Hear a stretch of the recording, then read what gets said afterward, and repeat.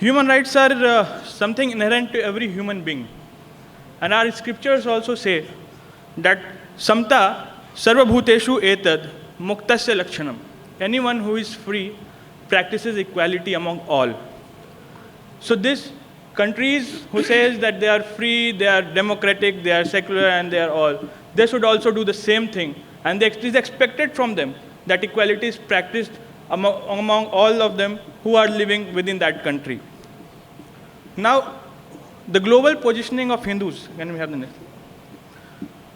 We can see the global positioning of Hindus. We Hindus are mostly concentrated in South Asian region, particularly the Indian subcontinent.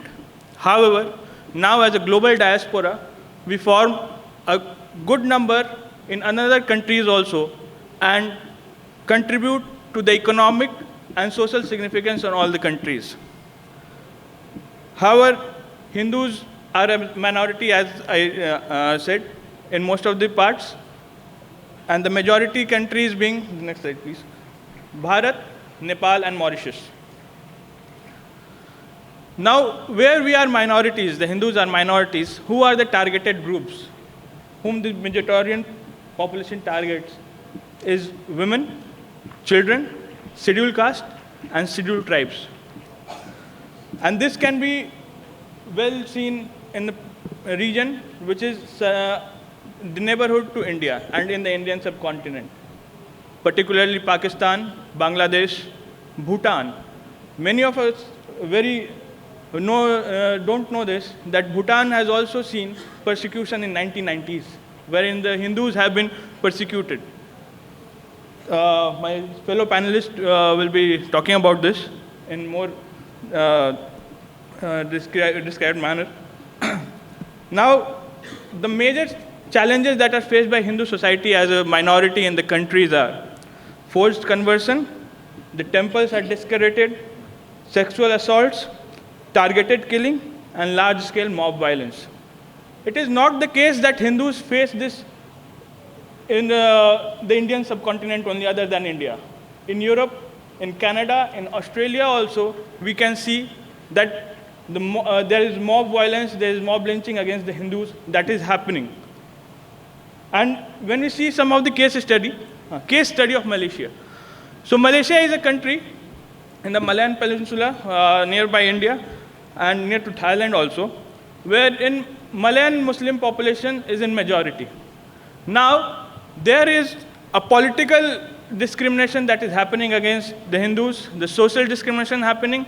Even the Malaysians have described Bhumiputras as people who practice Muslim in this Malaysia are known as Bhumiputras, and in that manner, they discriminate Hindus socially and politically, and as well as economically. In Afghanistan and Pakistan, the situation are worst. And we always hear the news about that. We are well aware.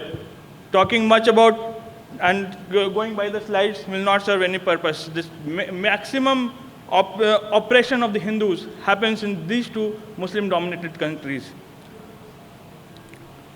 Now, in Sri Lanka also, as Shraddhanand sir was also speaking about it, we had the Hindus population, particularly the Tamil Hindus, have been victim of politics.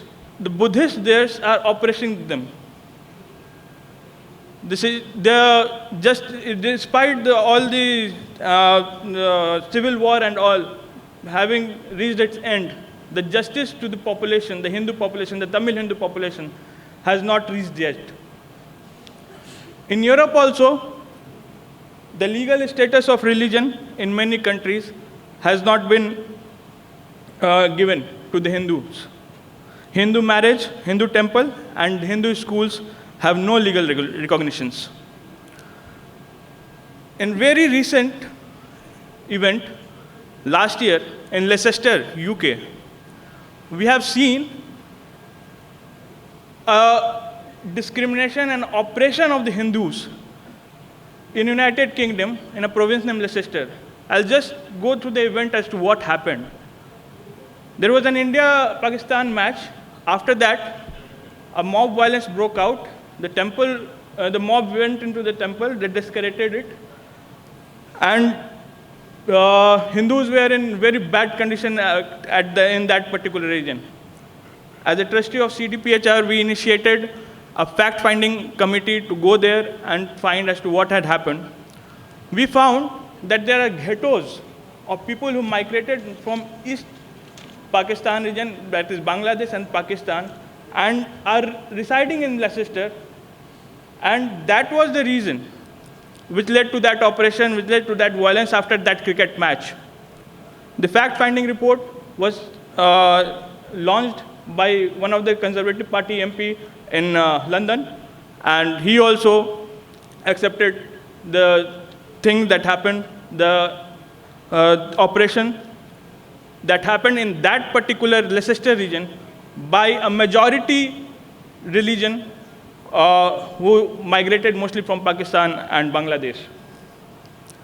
In North America and Australia also, we see that Sikhs are being attacked, the anti-Bharat slogans are being raised, the Khalistan movement is there, and the government doesn't come forward and raise voice against it, raise voice for Hindus, for the oppression that happens against the Hindus. The government doesn't come forward. Now, this makes us reach to the United Nations. In past years, we practiced one thing, that we should petition to the United Nations as to all the human rights violation that is happening against the Hindus, and document all the things and present it before the United Nations as well as the Office of Human Rights Commissioner.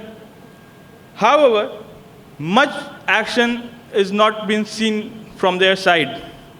They give statements saying that the operation of Hindu is not good, equality should be there and all, but in practice, that is not seen. And one of the main reasons which I see for that is we are, in lobbying, we are very weak before the United Nations organizations. Now, role of Bharat. Role of Bharat, the Hindus across the world see toward Bharat as Bharat will be speaking for them, and it does, but that requires a lot of political willpower. And the changing global perspective and the political perspective in India has served a lot.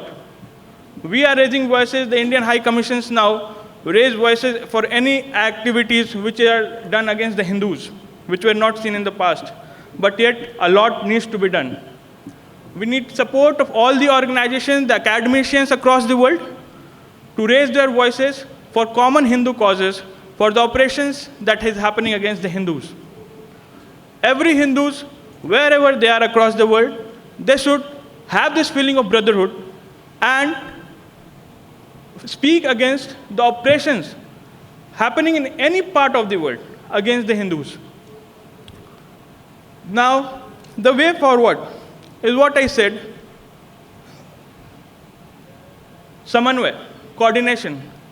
Coordination among all the organization. This is the organizational conference that I am speaking in, and here I call out for that. Without the coordination between all the organization and a common voice raised by everyone, we will not be able to achieve justice for the Hindus who have been facing persecution in the past, and today, in today's world also, and in the countries which declared themselves and say that they are most secular and democratic. We need to raise issues with the United Nations, OHCR. The media needs to play a role.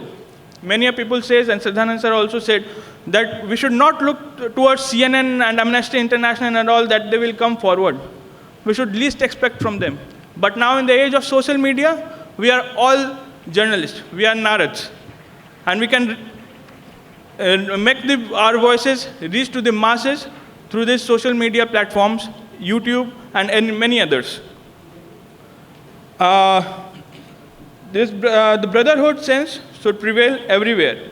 And lastly, the message of Sarve Bhavantu Sukhina, Sarve Santu Niramaya, Sarve Bhadrani Pashyantu, should prevail everywhere, and this is what human rights is all about. Thank you.